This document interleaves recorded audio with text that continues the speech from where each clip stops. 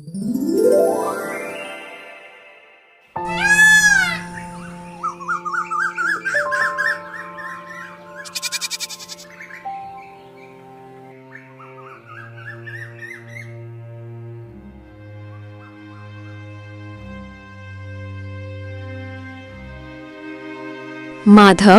जरा इन खाली बर्तनों की तरफ भी अपनी नजर डालिए।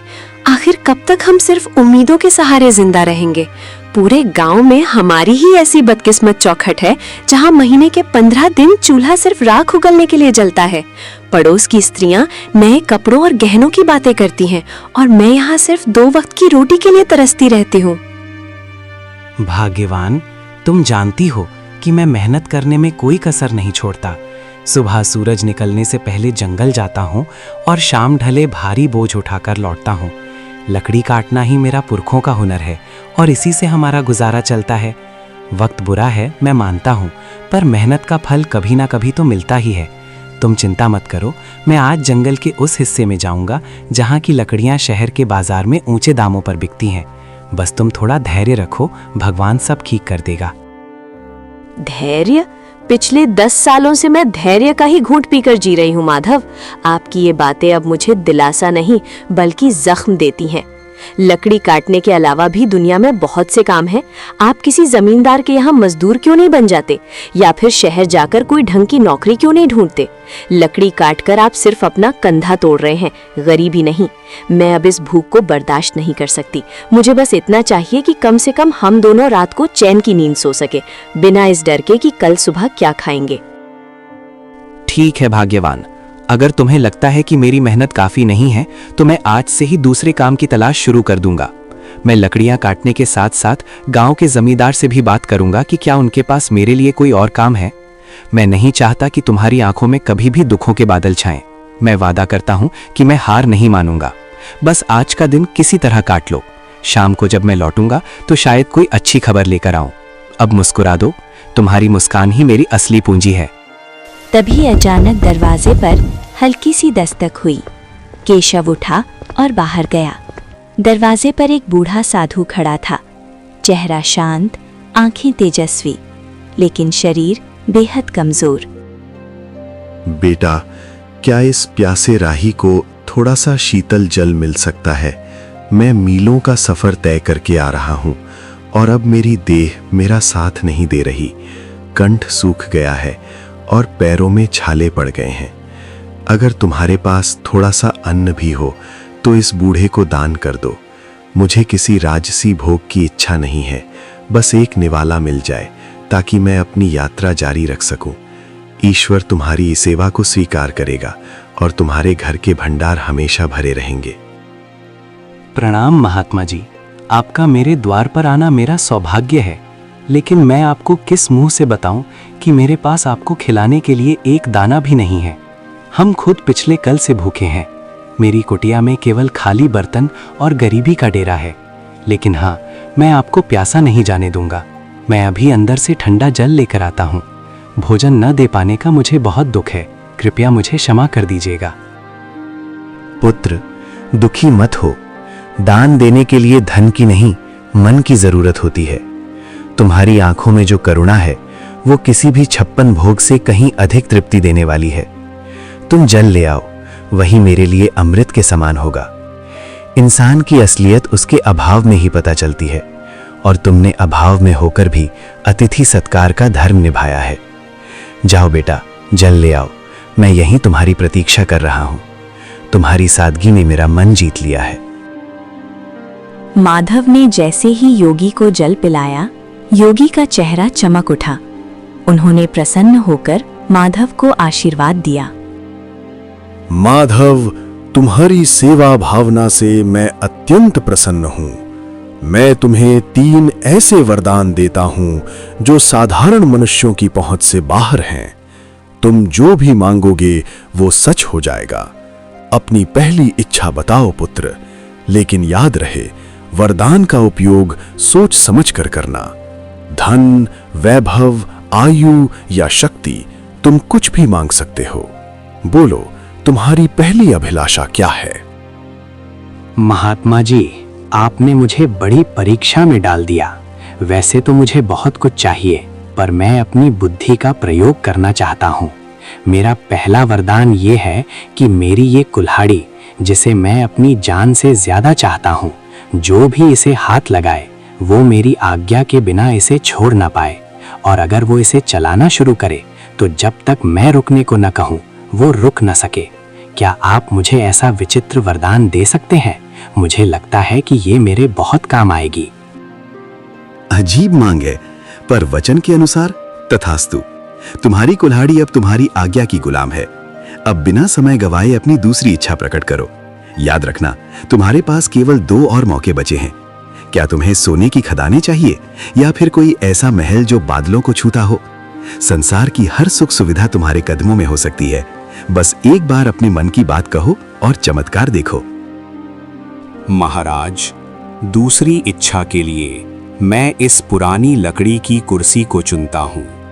मैं चाहता हूँ कि जो कोई भी इस कुर्सी पर एक बार बैठ जाए वो मेरी अनुमति के बिना यहाँ से हिल तक न सके। वो इस कुर्सी से ऐसा चिपक जाए जैसे पत्थर पर लकीर। चाहे कोई कितना भी बलवान क्यों ना हो, मेरी मर्जी के बिना उसका उठना नामुमकिन हो जाए। बस यही मेरी दूसरी विनती है। मुझे विश्वास है कि आप मेरी इस इच्छा को भी पूरा करेंगे। तुम्हारी सोच किसी आम आदमी जैसी नहीं है माधव। ये वरदान भी तुम्हें दिया। अब आखिरी और तीसरी इच्छा की बारी है। सोच लो, क्या तुम अपनी गरीबी हमेशा के लिए खत्म नहीं करना चाहोगे? क्या तुम्हें अपने लिए लंबी आयु यानी रोगी काया नहीं चाहिए? ये अंतिम अवसर है। इसके बाद मैं अदृश्य हो जाऊंगा और फिर कभी नहीं मिलूंगा। अपनी तीसरी इच्छा मांगो और अपने भाग्य का फैसला खुद करो। महात्मा जी, तीसरी इच्छा के रूप में मैं चाहता हूं कि मेरा ये जो चमड़े का पुराना थैला है, इसके भीतर मैं जो कुछ भी डाल दूं, चाहे वो कोई वस्तु हो, सोना हो या कोई जीवित प्राणी, उसे मेरे अलावा कोई और बाहर न निकाल सके। वो उस थैले की गहराई में तब तक कैद रहे जब तक मैं खुद उसे आजाद न करूं। यही मेरी अंतिम मांग है। तुम्हारी सोच किसी आम आदमी जैसी नहीं है माधव। विचित्र मांगे हैं, पर वचन के अनुसार तथास्तु। तुम्हारी तीनों मांगे पूरी हुई। याद रखना, वरदान तभी काम आते हैं जब उनका उपयोग सही समय पर हो।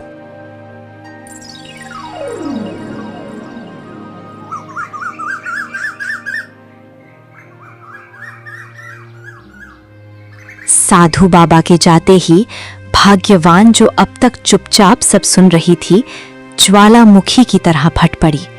उसे लगा कि माधव ने अपनी मूर्खता से सुनहरे भविष्य की बलि दे दी है। वाह माधव, क्या गजब की बुद्धिमानी दिखाई है आपने। साक्षात देवता आपके द्वार पर आकर कह रहे थे कि धन मांग लो, सुख मांग लो, पर आपने क्या मांगा? कुल्हाड़ी, कुर्सी और थैला। क्या इन बेजान चीजों से मेरा पेट भरेगा? क्या इन वरदानों से हमारे सिर की छत पक्की हो जाएगी? मैं यहाँ दाने दाने को तरस रही हूँ और आपने फालतू वरदान मांग लिया। आज आपने साबित कर दिया कि आप कभी तरक्की नहीं कर सकते। काश वो वरदान मुझे मांगने का मौका मिलता, तो आज मैं इस झोपड़ी को महल बना देती।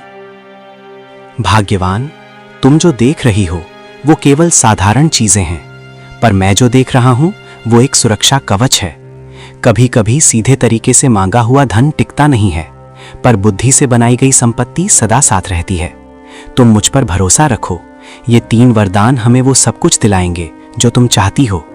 मैंने जो मांगा है उसके पीछे एक गहरा रहस्य है जो वक्त आने पर तुम्हें समझ आ जाएगा। फिलहाल शांत हो जाओ, क्योंकि आने वाला समय बहुत बड़ी चुनौतियां लेकर आने वाला है। पत्नी के तानों से आहत होकर माधव अपनी पुरानी कुल्हाड़ी कंधे पर रखकर चंदनपुर के सबसे घने और डरावने जंगल की ओर निकल पड़ा। दोपहर की तपती धूप पेड़ों की घनी छांव को चीरने की कोशिश कर रही थी। माधव एक पुराने बरगद के पेड़ के नीचे बैठ गया। उसका मन अशांत था और पेट में भूख की आग जल रही थी। उसे लग रहा था कि शायद उसने सच में वरदान मांगने में गलती कर दी। हे भगवान, क्या मेरी किस्मत में हमेशा ठोकरें खाना ही लिखा है? भाग्यवान सही कह रही थी। अगर मैं उस महात्मा से सोने की मोहरें मांग लेता तो कम से कम आज मुझे इस तरह भटकना तो नहीं पड़ता। पेट में अन्न का दाना ही नहीं, जंगल में भी अब सूखी लकड़ियां मिलना मुश्किल हो गया है। ऐसा लगता है जैसे ये पेड़ भी मेरी गरीबी का मजाक उड़ा रहे हैं। समझ नहीं आता कि मैं घर वापस किस मुंह से जाऊंगा। वहां तो सिर्फ खाली बर्तन और पत्नी की शिकायतें मेरा इंतजार कर रही हैं। तभी झाड़ियों के पीछे से एक विचित्र बूढ़ा व्यक्ति बाहर निकला और चेहरे पर एक अजीब सी कुटिल मुस्कान थी। वो धीरे धीरे माधव की ओर बढ़ने लगा। माधव ने गौर किया कि उस बूढ़े के चलने की आवाज़ सामान्य नहीं थी। जब उसने नीचे देखा तो उसके होश उड़ गए। उस बूढ़े के पैर इंसानों जैसे नहीं बल्कि बकरियों के खुरों जैसे थे। अरे ओ नौजवान, इतना उदास होकर इस वीराने में क्यों बैठे हो? तुम्हारी आहें तो इस जंगल के पत्तों को भी सुखा रही हैं। क्या बात है? क्या तुम्हारी पत्नी ने तुम्हें घर से निकाल दिया है, या फिर ये गरीबी का भूत तुम्हारा पीछा नहीं छोड़ रहा? देखो, मैं इस जंगल का बहुत पुराना निवासी हूँ और मैं लोगों के दुख भांप लेता हूँ। तुम्हारी हालत देखकर मुझे तुम पर दया आ रही है। अगर तुम चाहो तो मैं तुम्हारी सारी दरिद्रता एक पल में दूर कर सकता हूँ। बस तुम्हें मेरी एक छोटी सी शर्त माननी होगी। बोलो, क्या तुम अपनी किस्मत बदलना चाहते हो? प्रणाम महानुभाव, आप अचानक इस घने जंगल में कहाँ से आ गए और आपको कैसे पता चला कि मैं अपनी पत्नी से परेशान होकर यहाँ बैठा हूँ? आपकी बातें सुनकर मुझे थोड़ा अजीब लग रहा है। और ये आपके पैर, आप कोई साधारण मनुष्य तो नहीं लगते। कहीं आप वही मायावी राक्षस तो नहीं जिसकी कहानियाँ हमारे बुजुर्ग सुनाया करते थे, जो लोगों को लालच देकर उनका सब कुछ छीन लेता है? मुझे आपसे बात करने में डर लग रहा है, फिर भी मेरी जिज्ञासा शांत कीजिए कि आप आखिर हैं कौन और मुझसे क्या चाहते हैं? हा, तुम तो बहुत चतुर निकले लकड़हारे। हाँ, तुमने सही पहचाना। मैं इस मायावी साम्राज्य का स्वामी हूँ। पर डरो मत, मैं तुम्हें चोट पहुँचाने नहीं बल्कि तुम्हारी झोली भरने आया हूँ। देखो, मेरे पास सोने की मोहरों से भरी ये 3 थैलियाँ हैं। इन्हें ले जाओ और अपनी पत्नी के हर सपने को पूरा करो। अच्छा खाना खाओ, अच्छा पहनो और इस झोपड़ी की जगह महल बना लो। बदले में मुझे बस इतना चाहिए कि आज से ठीक 1 साल बाद तुम्हें मेरे साथ मेरे लोक में चलना होगा और मेरी गुलामी करनी होगी। 1 साल की पूरी आज़ादी और बेहिसाब दौलत। सोच लो, सौदा बुरा नहीं है। माधव समझ गया था कि ये शैतानी राक्षस उसे अपनी जाल में फंसाना चाहता है, लेकिन घर की गरीबी और भाग्यवान के तानों को याद कर उसका मन डोल गया। उसने सोचा कि क्यों ना अभी ये धन ले लिया जाए और बाद में उन वरदानों का इस्तेमाल करके इस राक्षस से निपटा जाए। मालिक, आपकी बात तो सच है। इस तरह रोज रोज भूखे मरने से तो अच्छा है कि 1 साल तक राजाओं जैसी जिंदगी जी ली जाए। मेरी पत्नी को हमेशा मुझसे शिकायत रहती है कि मैं उसके लिए कुछ नहीं कर पाता। कम से कम इन मोहरों से उसे 1 साल की खुशियां तो मिल पाएंगी। पर मुझे डर है कि 1 साल बाद जब आप मुझे लेने आएंगे तो मेरी पत्नी और बच्चों का क्या होगा। खैर, जो होगा सो देखा जाएगा। मैं आपके इस सौदे के लिए तैयार हूँ। मुझे वो सोने की थैलियाँ दे दीजिए ताकि मैं अपनी बदहाली को दूर कर सकूं, और 1 साल बाद मैं आपके साथ चलने का वादा करता हूँ। बहुत खूब, मुझे तुम्हारी बुद्धिमानी पसंद आई। ये लो सोने की 3 थैलियां। इनमें इतनी दौलत है कि तुम 7 जन्मों तक बैठकर खा सकते हो। जाओ और अपनी जिंदगी के हर पल का आनंद लो। ऐश करो, दान पुण्य करो या जो जी में आए वो करो। लेकिन याद रखना लकड़हारे, मैं ठीक 1 साल बाद इसी जगह इसी वक्त तुम्हें लेने आऊंगा। अगर तुमने भागने की कोशिश की तो मेरा प्रकोप पूरे गांव को भस्म कर देगा। अब जाओ और अपनी पत्नी को ये खुशियां दे दो। हमारी मुलाकात अब 1 साल बाद होगी। तब तक के लिए विदा।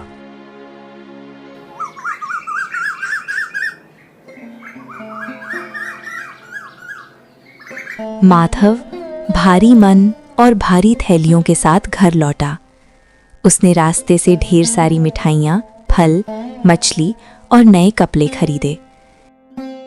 भाग्यवान, ओ भाग्यवान, देखो मैं तुम्हारे लिए क्या लाया हूँ। अब तुम्हें कभी भूखा नहीं सोना पड़ेगा और ना ही उन फटे हुए कपड़ों में रहना होगा। देखो, मैं बाजार से तुम्हारे लिए रेशमी वस्त्र और सबसे बढ़िया पकवान लाया हूँ। और ये देखो, सोने की मोहरों से भरी थैलियाँ। अब हम इस पुरानी कुटिया को तोड़कर एक आलीशान मकान बनाएंगे। पूरे चंदनपुर में हमारे जैसा अमीर कोई नहीं होगा। अब मुस्कुराओ और अपनी इस नाराजगी को छोड़ दो, क्योंकि तुम्हारे पति ने तुम्हारी सारी इच्छाएं पूरी करने का रास्ता ढूंढ लिया है। अरे, ये सब क्या है माधव?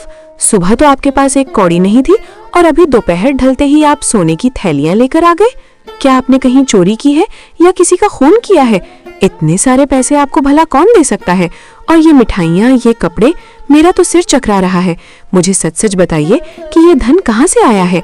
कहीं ऐसा ना हो कि इन सुखों के बदले हमें कोई बहुत बड़ी कीमत चुकानी पड़े। मुझे आपकी आंखों में वो खुशी नहीं दिख रही जो इतनी दौलत मिलने पर होनी चाहिए। आप कुछ छुपा रहे हैं ना? भाग्यवान, तुम बहुत सवाल पूछती हो। मैंने कोई चोरी नहीं की है। मुझे जंगल में एक बहुत बड़ा काम मिला है, जिसके लिए मालिक ने मुझे ये पेशगी दी है। उन्होंने कहा है कि मैं 1 साल तक आराम करूं और फिर उनके काम पर लौटूं। बस तुम इतना समझ लो कि अब हमारे अच्छे दिन आ गए हैं। आने वाले 1 साल में हम वो सब करेंगे जो हमने कभी सोचा भी नहीं था। जो भविष्य में होगा उसकी चिंता आज क्यों करना? अभी तो बस इस भोजन का आनंद लो और अपनी खुशियां मनाओ। बाकी सब मुझ पर छोड़ दो। भाग्यवान खुश तो थी, पर उसके मन के किसी कोने में एक अनजाना डर बैठ गया था। समय अपनी गति से चलता रहा। माधव, आज साल का आखिरी दिन है और आप सुबह से पागलों की तरह इस पुरानी कुल्हाड़ी को क्यों घूर रहे हैं? हमारे पास अब सोने की कमी नहीं है, फिर भी आप इस फटी पुरानी कुल्हाड़ी और लकड़ी की बेकार कुर्सी को अपनी जान से ज्यादा संभाल कर रखते हैं। मुझे सच सच बताइए, वो मालिक कौन है जिसने आपको इतना धन दिया और आज वो आपको कहाँ ले जाने वाला है? आपकी चुप्पी मुझे अंदर ही अंदर खाई जा रही है। क्या हम हमेशा के लिए जुदा होने वाले हैं? अगर ऐसा है तो मुझे ये धन दौलत नहीं चाहिए, मुझे बस अपने पति का साथ चाहिए। क्या आप मुझ पर इतना भी भरोसा नहीं करते कि अपनी परेशानी मुझे बता सके? भाग्यवान, तुम व्यर्थ ही घबरा रही हो। मैंने तुम्हें पहले भी कहा था कि वक्त आने पर सब पता चल जाएगा। आज वो घड़ी आ गई है। जो धन हम पिछले 1 साल से इस्तेमाल कर रहे हैं वो कोई साधारण धन नहीं था। उसे पाने के लिए मैंने अपनी जान का सौदा किया है। लेकिन घबराओ मत, मैंने उस महात्मा से जो 3 वरदान मांगे थे वो आज हमारी रक्षा करेंगे। तुम बस इतना करो कि जब वो अतिथि यहाँ आए तो तुम घर के अंदर रहना और चाहे जो हो जाए बाहर मत आना। आज मैं दिखा दूंगा कि एक साधारण इंसान की बुद्धि बड़े से बड़े मायावी को कैसे परास्त कर सकती है। बस मुझ पर विश्वास रखो और प्रार्थना करो। वो बूढ़ा आदमी अब अपने असली रूप में था, एक भीमकाय राक्षस जिसकी लंबी सींगें थीं और आंखों से अंगारे बरस रहे थे। लकड़हारे, समय समाप्त हुआ। देखो, मैं अपना वादा निभाने आ गया हूँ। तुमने 1 साल तक मेरे धन पर खूब ऐश की, अच्छे पकवान खाए, पर अब भुगतान का समय है। चलो, अपनी ये कुल्हाड़ी उठाओ और मेरे पीछे पीछे मेरे नरक लोक की ओर चलो। वहां तुम्हें अनंत काल तक मेरी गुलामी करनी होगी। अब देर मत करो, मेरी भूख बढ़ रही है और मुझे इंसानों को तड़पाने में बड़ा मजा आता है। क्या तुम तैयार हो अपने मालिक के साथ चलने के लिए, या फिर मुझे तुम्हें घसीट कर ले जाना पड़ेगा? अपनी पत्नी से विदा ले लो, क्योंकि अब तुम उसे कभी दोबारा नहीं देख पाओगे।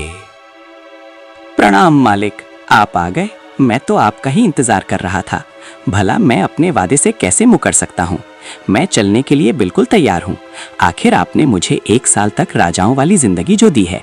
लेकिन मालिक, जाने से पहले मेरी एक छोटी सी विनती है।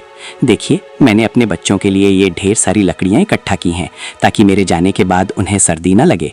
बस इतनी सी लकड़ियाँ काटनी बाकी रह गई हैं। अगर आप महानता दिखाते हुए अपनी दिव्य शक्ति से इन 2-4 कुंदों को फाड़ दें तो मैं चैन से आपके साथ चल सकूंगा। आपके लिए तो ये पल भर का काम है। क्या आप अपने सेवक पर इतना सा उपकार करेंगे? तुम इंसान भी कितने भावुक होते हो, जाते जाते भी लकड़ियों की चिंता कर रहे हो। लाओ, इधर दो ये खिलौना जैसी कुल्हाड़ी। देखो मैं इसे कैसे एक ही वार में चकनाचूर करता हूं। ये लो और ये लो। अरे, ये क्या हो रहा है?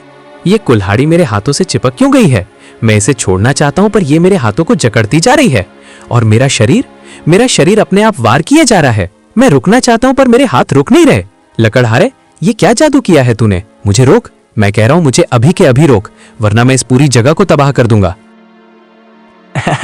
अरे मालिक, इतनी जल्दी थक गए? आप तो कह रहे थे कि ये आपके लिए बच्चों का खेल है। काटिए मालिक, अभी तो बहुत सारी लकड़ियां बाकी हैं। आप शायद भूल गए, इस कुल्हाड़ी को जो भी पकड़ता है वो मेरी आज्ञा के बिना इसे छोड़ नहीं सकता, और जब तक मैं ना कहूँ वो रुक भी नहीं सकता। अब काटते रहिए लकड़ियां पूरी रात। मुझे तो अब नींद न रही है, मैं जाकर थोड़ा आराम करता हूँ। जब आप थक कर चूर हो जाए और आपकी हड्डियां जवाब देने लगे तब मुझे पुकारिएगा। तब तक इस मुफ्त की मजदूरी का आनंद लीजिए, महाबली राक्षस राज। माधव, बेटा माधव, मुझे बचा ले, मैं हार गया। तुम्हारी बुद्धि के आगे मेरी माया फेल हो गई। मेरे हाथ अब फटने वाले हैं, मेरा दम घुट रहा है। कृपया मुझे इस कुल्हाड़ी के चंगुल से आज़ाद कर दो। मैं कसम खाता हूँ कि मैं तुम्हें अभी नहीं ले जाऊँगा। मैं तुम्हें 1 और साल की मोहलत देता हूँ और साथ में 3 और सोने की थैलियाँ भी दूंगा। बस मुझे इस नरक से निकालो। मैं अब एक पल भी ये कुल्हाड़ी नहीं चला सकता। मुझ पर दया करो। अच्छा, तो अब आप रास्ते पर आए। 1 साल की मोहलत और 3 थैलियां? नहीं नहीं मालिक, इतना कम तो मेरी मेहनत का हर्जाना भी नहीं है। अगर आप आजाद होना चाहते हैं तो आपको मुझे 5 थैलियां सोने की मोहरें देनी होंगी और वादा करना होगा कि आप अगले 2 साल तक इधर नजर भी नहीं आएंगे। अगर मंजूर है तो मैं कुल्हाड़ी को रुकने का आदेश दूं? मंजूर है, मुझे सब मंजूर है। 5 क्या तुम 7 थैलियां ले लो, पर मुझे इस जादुई फंदे से छुड़ाओ। मैं अगले 2 साल तक इस गांव की सीमा में भी कदम नहीं रखूंगा। ये लो तुम्हारी सोने की थैलियां। मैंने अपनी माया से उन्हें तुम्हारे आंगन में प्रकट कर दिया है। अब बस इस कुल्हाड़ी को रुकने को कहो। मेरी शक्ति अब जवाब दे रही है। माधव ने कुल्हाड़ी को रुकने का आदेश दिया। कुल्हाड़ी तुरंत राक्षस के हाथ से छूटकर गिर गई। राक्षस बिना पीछे मुड़े वहां से भाग खड़ा हुआ। समय का पहिया अपनी गति से चलता रहा और देखते ही देखते 2 साल का लंबा अरसा बीत गया। माधव, आज 2 साल पूरे होने को है। पिछली बार आपने उस राक्षस को अपनी जादुई कुल्हाड़ी से धूल चटा दी थी, लेकिन मुझे डर है कि वो इस बार और भी ज्यादा तैयारी के साथ आएगा। क्या आपको नहीं लगता कि हमें ये गांव छोड़कर कहीं दूर चले जाना चाहिए? ये ऐशो आराम, ये महल सब बेकार हैं अगर आप सुरक्षित नहीं हैं। मेरी रातों की नींद उड़ गई है। हराहट पर मुझे वही भयानक चेहरा याद आता है। भाग्यवान, तुम व्यर्थ ही अपने मन को अशांत कर रही हो। भय शत्रु की सबसे बड़ी शक्ति होती है और मैं उसे ये शक्ति नहीं देना चाहता। मैंने उन महात्मा से जो वरदान मांगे थे वो केवल खिलौने नहीं थे, बल्कि आत्मरक्षा के अचूक अस्त्र थे। आज की शाम हमारे लिए एक नई परीक्षा है और मैं इसके लिए पूरी तरह तैयार हूं। ओ लकड़हारे, बाहर निकल। आज 2 साल पूरे हो गए हैं और तेरा काल द्वार पर खड़ा है। तूने पिछली बार मुझे अपनी उस घटिया कुल्हाड़ी से बेवकूफ बनायागा, लेकिन याद रखना कि एक ही चाल 2 बार काम नहीं आती। इस बार मैं ना तो तेरी किसी चीज को हाथ लगाऊंगा और ना ही तेरी बातों में आऊंगा। अरे मालिक, आप आ गए। मैं तो कब से आपकी प्रतीक्षा कर रहा था। आप तो बाहर ही रुक गए। क्या आप अपने इस पुराने सेवक से इतना डर गए हैं? देखिए, मैं तो जलने के लिए बिल्कुल तैयार खड़ा हूँ। पिछली बार जो हुआ उसके लिए मैं आपसे क्षमा चाहता हूँ। वो तो बस एक मजाक था। आइए, अंदर आइए। आप इतनी दूर से थके हारे आए होंगे, कम से कम थोड़ा विश्राम तो कर लीजिए। देखिए, मैंने आपके स्वागत के लिए आंगन में अपनी सबसे आरामदायक कुर्सी रखी है। बस 5 मिनट वहाँ बैठिए। मैं अपनी पत्नी से विदा लेकर और अपना थोड़ा सामान समेटकर तुरंत आपके साथ चलता हूँ। राक्षस माधव की बात सुनकर सोच में पड़ गया। उसे लगा कि माधव शायद हार मान चुका है। उसने चारों तरफ देखा। वहां ना तो कोई कुल्हाड़ी थी और ना ही कोई हथियार। आंगन के बीचों बीच बस एक साधारण सी लकड़ी की कुर्सी रखी थी। अपनी थकान और माधव की विनम्रता को देखते हुए राक्षस ने सोचा कि थोड़ा आराम करने में कोई बुराई नहीं है। लगता है तुझे अब अपनी असलियत समझ आ गई है। अच्छा है कि तूने सरेंडर कर दिया, वरना मैं आज बहुत गुस्से में था। खैर, तू कहता है तो मैं 5 मिनट यहाँ बैठ जाता हूँ, पर याद रखना, अगर तूने कोई चालाकी की तो तेरा अंजाम बहुत बुरा होगा। ये कुर्सी तो सच में बहुत आरामदायक है। अब जा जल्दी से अपना सामान ले आ और अपनी पत्नी को आखिरी बार देख ले। मैं यहाँ बैठ के तेरा इंतजार कर रहा हूँ। अरे मालिक, आपको कुर्सी पसंद आई ये जानकर मुझे बहुत प्रसन्नता हुई। पर क्या आप जानते हैं ये कुर्सी जितनी आरामदायक बैठने में है, उठने में उतनी ही कष्टदायक है। जरा कोशिश तो कीजिए उठने की। क्या हुआ मालिक, आप तो हटने का नाम ही नहीं ले रहे। लगता है आप मेरी इस तुच्छ कुर्सी के प्यार में पड़ गए हैं। मैंने आपको बताया नहीं था कि जो भी इस कुर्सी पर एक बार विराजमान हो जाता है वो मेरी आज्ञा के बिना यहाँ से हिल तक नहीं सकता। राक्षस ने पूरी ताकत लगा दी। उसने जोर जोर से चिल्लाया और अपनी मायावी शक्तियों का उपयोग किया, पर वो कुर्सी से टस से मस न हुआ। ऐसा लग रहा था जैसे वो कुर्सी का ही एक हिस्सा बन गया हो। वो जितना जोर लगाता कुर्सी उसे उतना ही कसकर जकड़ लेती। हार मानकर वो फिर से गिड़गिड़ाने लगा। माधव, ये तूने फिर से मेरे साथ क्या किया? मुझे छोड़ दे, मैं इस कुर्सी से चिपक गया हूँ, मेरी हड्डियाँ चटक रही हैं। मुझे लगा था तू सुधर गया होगा, पर तू तो पहले से भी ज्यादा खतरनाक निकला। मुझे इस कैद से आजाद कर दे। मैं वादा करता हूँ कि मैं तुझे कभी अपने लोक नहीं ले जाऊंगा। मुझे बहुत दर्द हो रहा है लकड़हारे, क्या तुझे मुझ पर दया नहीं आती? मैं कसम खाता हूँ कि मैं फिर कभी इधर नहीं आऊंगा। बस मुझे इस लकड़ी के शैतान से अलग कर दे। दया? आप एक राक्षस होकर दया की बात कर रहे हैं? आप तो मुझे खत्म करने आए थे। देखिए मालिक, मैं कोई बुरा इंसान नहीं हूं, पर मैं अपनी सुरक्षा करना जानता हूं। अगर आप आज़ाद होना चाहते हैं तो पिछली बार से दुगनी कीमत चुकानी होगी। मुझे 10 थैलियां सोने की मोहरें चाहिए, और इस बार आपको वादा करना होगा कि आप अगले 5 सालों तक इस इलाके की तरफ मुड़कर भी नहीं देखेंगे। अगर आपको ये सौदा मंजूर है तो कहिए। मंजूर है, मुझे सब मंजूर है। 10 क्या, मैं तुझे 20 थैलियां दूंगा। बस मुझे यहाँ से उठा। मैं वचन देता हूँ कि अगले 5 सालों तक मैं तेरे गांव की परछाई से भी दूर रहूंगा। तेरी बुद्धि के आगे मैं नतमस्तक हूँ। ये ले तेरा धन। अब बस अपनी इस जादुई कुर्सी को हुक्म दे कि वह मुझे छोड़ दे। मैं अब एक पल भी यहाँ नहीं रुकना चाहता। मुझे जाने दे माधव, मैं फिर कभी तुझे चुनौती देने की भूल नहीं करूंगा। माधव ने जैसे ही आजाद कहा, राक्षस स्प्रिंग की तरह कुर्सी से उछला और बिना पीछे देखे भाग निकला। उसके बाद राक्षस कभी वापस नहीं आया। माधव उस धन से गांव का सबसे अमीर आदमी बन गया था। और इस तरह माधव और भाग्यवान ने अपनी सादगी और बुद्धिमत्ता से एक महाबली राक्षस को धूल चटा दी। चंदनपुर में खुशियां लौट आईं और माधव की ये कहानी युगों युगों तक सुनाई जाने लगी कि कैसे एक साधारण लकड़हारे ने अपनी बुद्धि के बल पर भाग्य को बदल दिया। अगर आपको ये कहानी पसंद आई हो तो लाइक करें, अपने दोस्तों के साथ शेयर करें और अपनी राय कमेंट में बताएं। आपका साथ हमें और भी मज़ेदार और प्रेरणादायक कहानियाँ लाने की ताकत देता है। तो सब्सक्राइब करके हमें और ज़्यादा मेहनत करने का हौसला दें। Thanks for watching.